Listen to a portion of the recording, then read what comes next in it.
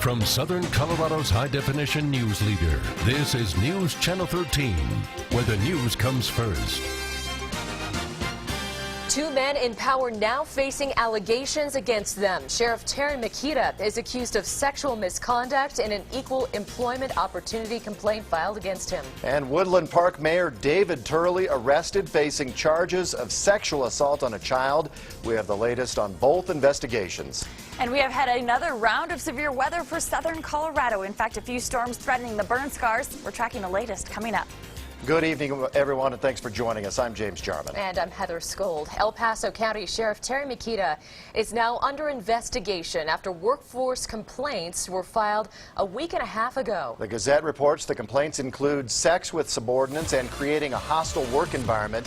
They printed this photo of Sheriff Makita. The Gazette reports Makita allegedly shared this photo with one of his female employees. El Paso County, the district attorney, and the FBI are now launching independent investigations into complaints filed against the sheriff. The Gazette article burst wide open a complaint filed against the sheriff by 3 commanders who are now on paid leave. The complaint alleges Makita engaged in inappropriate relationships with 3 female subordinates, including Under Sheriff Paula Presley. And those subordinates were either promoted or got raises during that time. Dave Phillips, the Gazette reporter, explains part of what's included in those complaints. We have over 500 text messages and emails between the comptroller and the sheriff.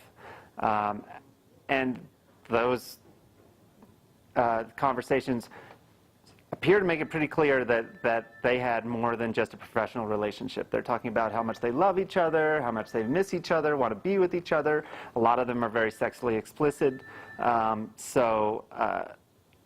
Yeah, clearly there's a special relationship he has with the woman who's overseeing his finances. We talked with former Under Sheriff Terry Goodall off camera, who said she confronted Makita about one of the affairs in 2006. The next year, Paula Presley was promoted to bureau chief. Presley is now the Under Sheriff. The sheriff nor the 3 women mentioned in the complaint have responded to the allegations to us. And county commissioners spoke about the independent investigation they launched into the complaint just a few hours ago. KRDO News Channel 13's Jonathan Petramala spoke with them and has more tonight. James, this is a copy of the federal employment complaint sent by 3 sheriff's office commanders to county commissioners over a week and a half ago. That's when the investigation was launched. It was obtained by the Gazette. In it, it charges that there was sexual favoritism, which created a hostile work environment. Commissioners say that they hired an outside law firm the next day to independently investigate the claims being made. Commissioners say, though, that they are being cautious. It's not unheard of for disgruntled employees to file complaints against their supervisors, maybe founded or unfounded, so there has to be a procedure that you have to follow. Commissioners say that they were aware of rumors that there were allegations of sexual misconduct by the sheriff for years, but said that they never launched an investigation until now because no one would put their name on a complaint. Commissioners, though, emphasized that they want the sheriff to have due process, but they say even if wrongdoing is confirmed, there's really nothing they can do to the sheriff. Now, new tonight, the Gazette is reporting that the FBI has contacted them for information and is looking into the sheriff as well. Live in the Upplex, Jonathan Petramala, KRDO News Channel 13. Thanks so much, Jonathan. And the El Paso County Sheriff's Office released this statement. At this time, upon the advice of legal counsel, Sheriff Terry Makita has no comment. An independent outside investigator is conducting the investigation, and the sheriff plans to fully cooperate in every way, both legally and with the investigation. And Sheriff Makita joined the El Paso County Sheriff's Office in 1987. He's the first El Paso County Sheriff's employee to work his way up through the ranks and be elected sheriff. He was elected to his current office in 2002, re-elected in 2006, and again in 2010. The El Paso County Sheriff's Department has 786 full-time employees and an annual operating budget of $63 million. Now, Woodland Park Mayor David Turley is accused of sexually assaulting a child. Turley was arrested this morning. He posted bond. It has since been released. He told our reporter off camera he is innocent of the charges he faces, and these charges make him sick to his stomach. Woodland Park police are investigating. They say there is one alleged victim. Police searched Turley's home and car last night, but won't reveal what they uncovered, if anything. Now, for the time being, Mayor Turley will stay on the job at Woodland Park despite that arrest. The city's charter limits how an elected official can be removed from office. It can only happen if he resigns on his own, is convicted of a crime, or meets other specific criteria. Meanwhile, police make it clear Turley is getting no special treatment. Court records remain sealed to protect the alleged victim. In this particular case, enough people would be able to figure out who the child is. And that just isn't something we can do with a kid. The Woodland Park City Council meets next week, but so far there are no plans to discuss the mayor's status in that meeting or in a special session. A Fort Carson soldier faces multiple charges in connection to the incident indecent propositions, involving a red truck. Sergeant First Class Dustin Ridner was arrested yesterday and is out on bond this afternoon. Police say he offered more than a dozen girls and women money to watch him touch himself. He faces charges of obscenity, attempted indecent exposure, and soliciting for prostitution. Let's get you over to meteorologist Rachel Plath, find out what's going on. We had a little bit of a scare over the burn scar earlier today. We did. We had a thunderstorm that was situated just off to the south and west of the burn scar. Luckily, it dissipated and moved north, not prompting any flooding concerns. So we dodged that bullet, but the night's not over just yet. Take a look around the southern Colorado area using Storm Tracker 13 Live HD Doppler radar. Obviously, we have another active afternoon underway. We had a severe thunderstorm warning issued earlier this afternoon for the Pueblo region because of a strong storm in the area. And check this out. Up near Denver, if you're heading in that direction, expecting somebody coming from that direction, a lot of rain falling around the Denver metro area. And see that little blue box that's right around Castle Rock? They had about 1 to 1.5 inches of rain that fell in just 35 minutes. So that prompted some flooding concerns. So a flood advisory will stay in effect for that stretch of I-25 until 8:30. So expect to see some ponding on the roadways there if, again, you are heading in that direction. So that flood advisory once again until 8:30 in Douglas County. Taking a look farther toward the south, that's where we have a few more thunderstorms to track. A line of storms that is just very stubborn, not budging much. Across Los Animas County, we have another cell off to the south of Pueblo. The problem with the storms out there today, they're just not moving. So if we were to get an area of showers that pops up right over the Waldo Canyon burn scar, it would stay there for a while, rain on the same areas. That would prompt that flooding concern. We are going to keep the thunderstorms in the forecast through the remainder of the evening. We'll track that in more detail with SkyCast coming up here in just a little bit. Back to you. All right, thanks so much, Rachel.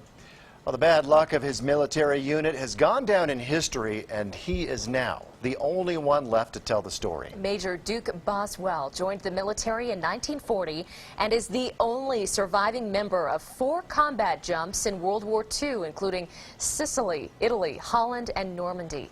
He shared his memories with KRDO News Channel 13's Rana Novini. James and Heather, Major Boswell was so eager to be part of the action that he forged documents and joined the military when he was just 16 years old. And today at 90, his memory is incredible. He is our Wear Red Friday hero. When you first jump, and you jump with several thousand men, but when you hit the ground, you're all by yourself.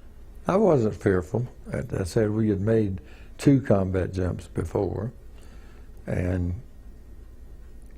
I knew my chute worked. It was 70 years ago. I guess I kind of wanted to be a soldier. But Major Duke Boswell remembers D-Day like it was yesterday. Some of our men landed in the trees and were hung up in the trees and were shot there before they could get out. When World War II began, there were 146 men in Boswell's company. He was in the 505th Parachutist Infantry Regiment, 82nd Airborne Division. A little over 2 years later, when the war ended, in Germany, we had 13. I was one of the 13. 13 is now 1. At 90 years old, sitting in his Colorado Springs home in full uniform, he's the only one left to share the memories. Luck, the good Lord looking after me, I guess. His decorations include the French Legion of Honor, the Bronze Star, and the Purple Heart. But he says that doesn't make him a hero. I did my job.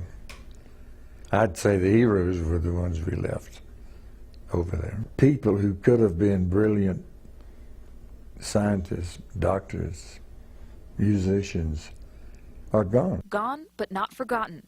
The faces live on in Boswell's memory, and even today, if his country needed him, he'd go back to war in a heartbeat. We are the men of the 82nd 505.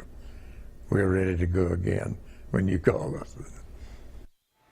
A nonprofit organization is making a documentary on Boswell's story. It's called 4 Jumps for Freedom. They want to take him back to each of the 4 jump locations in Europe and document his memories there. To find out more about this project, log on to KRDO.com. We have a link under the hot button. Reporting live in the Newsplex, Brianna Novini, KRDO News Channel 13. Thanks so much. Boswell was seriously wounded in the Korean War. He retired, by the way, from Fort Carson in 1963. Our thanks to him. He served well, didn't he? Well, unfair treatment at a Pueblo school. That's what some parents are saying after a child was wrongfully punished, they say. The change they want made in that school. Also, the repairs are on the way. Those gaping holes in the road will soon be covered up. Parents at Pueblo's Ben Franklin Elementary are accusing the school's principal of unfair treatment. They also claim a child was disciplined and sent to the school's special needs room as punishment. Today, angry parents went to the district hoping to get the principal out of that school. The parents gave the school district a petition asking for a change in leadership. They say Principal Sherry McGrew, in her first year at Franklin, lacks both good communication skills and the necessary community involvement to help their kids grow. In previous years, it's been a very good environment, very healthy learning environment. And this past year, everything has really declined and went downhill, and there's no communication in the school, and the kids are having a hard time focusing on their studies. We contacted Franklin Elementary to get McGrew's side of it, but so far she has not responded. A skunk has tested positive for rabies in Pueblo. The skunk spotted charging pets in the middle of the day. It happened at 23rd Lane between Hillside Road and Iris Road. It is rare for skunks to be out during daylight, so if you see any animal, call the Animal Services at 544-3005. The health department wants you to make sure your pets are up to date on their rabies shots. Colorado Springs will start working to repair potholes across the city next week. In April, the Colorado Springs City Council approved $2 million from the reserve fund to fix those potholes. Now, the city picked a local contractor. That contractor is Trax, and they will make these repairs. Rachel? Well, we are continuing to track showers and thunderstorms across southern Colorado, and there is more on the way this weekend. I'm tracking your holiday forecast coming up.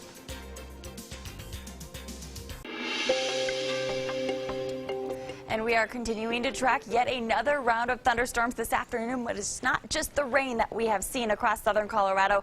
Check out this time lapse from the top of Pikes Peak. How cool is this? You see the clouds move in, a few raindrops falling, and then watch the temperatures drop, turns into snow. We had a burst of snow on the top of Pikes Peak earlier this afternoon, right around lunchtime.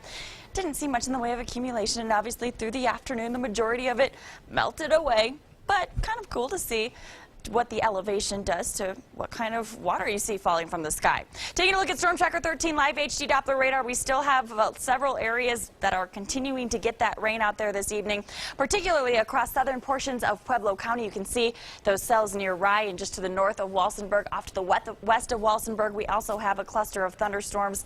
Off to the east of Trinidad is where we are continuing to track that same line of storms that has really been targeting the same area all afternoon. We are tracking heavy rain with this cell, along with the potential for some small hail.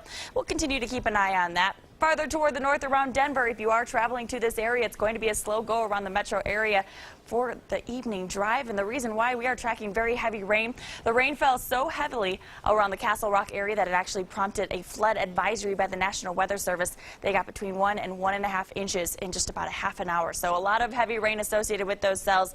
We'll keep the thunderstorms in the forecast through the evening. They should become fewer and farther between through about midnight, but there's still a chance to see some heavy rain through the first part of the night tonight, so we'll be monitoring that closely, along with the potential for any of those storms to pop up over the burn scars. Jumping ahead to tomorrow, this is a look at noon. That's when once again we'll see those clouds developing just like today, just like yesterday, just like the day before. And then during the afternoon, all the same, we're going to see those thunderstorms beginning to develop over the mountain locations. This is a look at 3 o'clock as we head into the evening hours. That's when we'll have a better chance of seeing some of those storms along the I-25 corridor, pushing out across the plains. This is a look at 8 o'clock when we'll have the best chance for seeing some storms around the Pikes Peak region. region and around Pueblo too, so factor that into your barbecue plans tomorrow if you have any. Heading into tomorrow night, we are expecting the clouds to stick around. Will dry out by Sunday morning. Sunday, we will track thunderstorms once again. High temperatures, as we start you off tomorrow, we'll start off in the 40s and 50s, and then your high temperatures. That's the map that I wanted to go to. Jumping into the 70s as we take you into tomorrow afternoon. Keep in mind that once those thunderstorms begin to develop, that temperature will drop, so keeping a light jacket and an umbrella handy with you tomorrow is going to be in your best interest. 60s on Sunday. We'll keep the 70s through your Memorial Day holiday. And then temperatures warm up in a big way. Tuesday, Wednesday of next week, we are in the 80s. But you will see that thunderstorm chance sticking around through Monday. Best chance for storms will be during the afternoon. So if you do have to do something outside, the morning is going to be your best friend. 75 degrees in Pueblo tomorrow, 74 on Sunday, 77 degrees Monday with temperatures hovering just below that 90-degree mark Tuesday, Wednesday. Canyon City will be in the low to mid-70s through Monday with a 10% chance for storms during the afternoon. Storms that do develop won't necessarily be severe, but they will be capable of producing heavy rain and won't be fast movers. So the biggest issue this weekend will be getting one of those storms to set up over any of the burn scars. Teller County 50s and 60s through the weekend. And again, if you're trying to get outside, do some hiking, do anything outdoors, morning is going to be the best time frame to do so. During the afternoon, that's when you're going to want to at least have some place to head inside as those thunderstorms roll overhead. All right, thanks so much.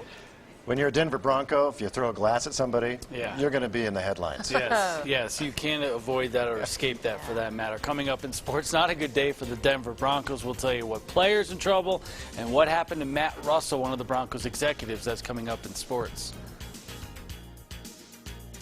Noon with Southern Colorado's award-winning sports.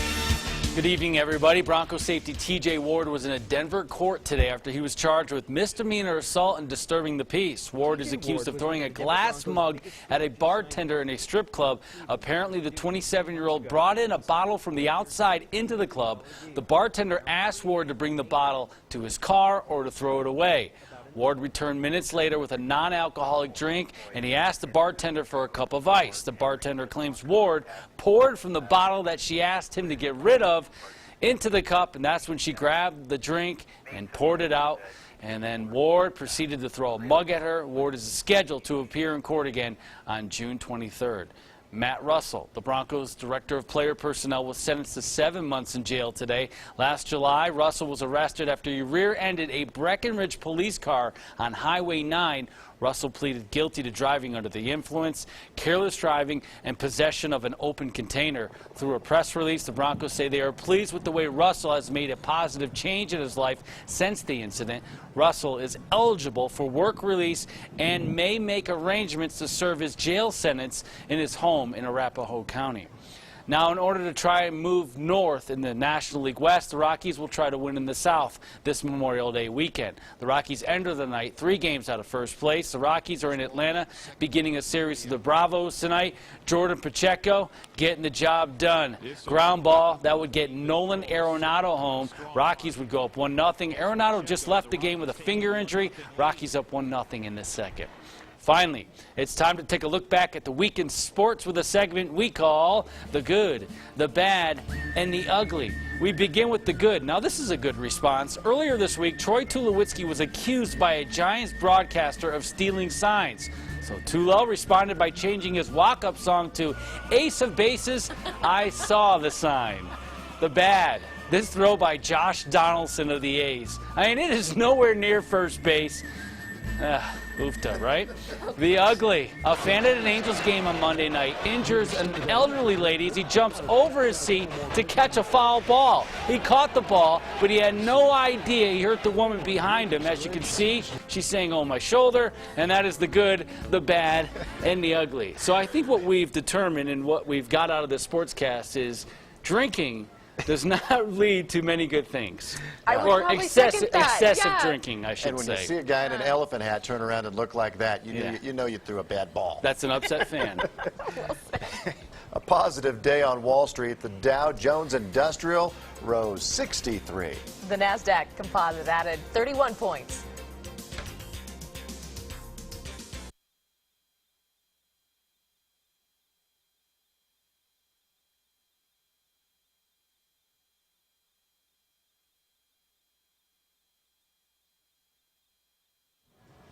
Coming up tonight at 10 o'clock, the latest in the Sheriff Makita investigation. Under fire for discrimination and sex with subordinates. We're uncovering even more tonight. And as Memorial Day approaches, we want to thank our veterans for capturing Colorado. We asked you to share your photos of who you will be honoring. Tara Walls shared this picture of her husband, who served in the Army, her father-in-law, who served in the Air Force, and her brother-in-law in the Marines. We'll see you at 10 o'clock.